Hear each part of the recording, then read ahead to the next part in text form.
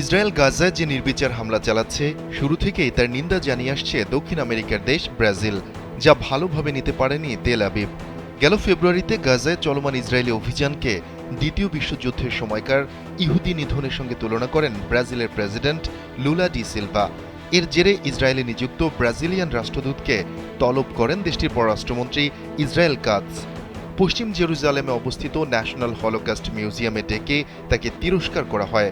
মূলত তখন থেকেই দুই দেশের মধ্যকার সম্পর্কে ফাটল ধরতে থাকে। এরই ধারাবাহিকতায় এবার ইসরায়েলে নিযুক্ত ব্রাজিলের রাষ্ট্রদূতকে প্রত্যাহার করে নিলেন প্রেসিডেন্ট লুলা ডি সিলভা।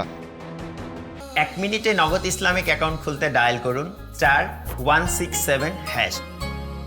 কাতার ভিত্তিক সংবাদ মাধ্যম আল জাজিরা জানিয়েছে, বুধবার প্রজ্ঞাপন জারি করে ইসরায়েল থেকে রাষ্ট্রদূত ফ্রেডরিকো মেয়ারকে প্রত্যাহার করার ঘোষণা দেয় ব্রাজিল। তাকে সুইজারল্যান্ডের জেনেভায় বদলি করা হয়েছে। সেখানে তিনি জাতিসংঘের ব্রাজিলের স্থায়ী মিশনে যোগ দেবেন। ব্রাজিলের এই পদক্ষেপের বিষয়ে তাৎক্ষণিক কোনো মন্তব্য করেনি ইসরায়েল। গেল বছরের অক্টোবর থেকে গাজায় অভিযান চালাচ্ছে ইসরায়েল। এতে এখন পর্যন্ত ৩৬,০০০-এর বেশি ফিলিস্তিনি প্রাণ হারিয়েছেন। ব্রাজিলের প্রেসিডেন্ট লুলা ডি সিলভা বিভিন্ন সময় এই অভিযানের সমালোচনা করেছেন।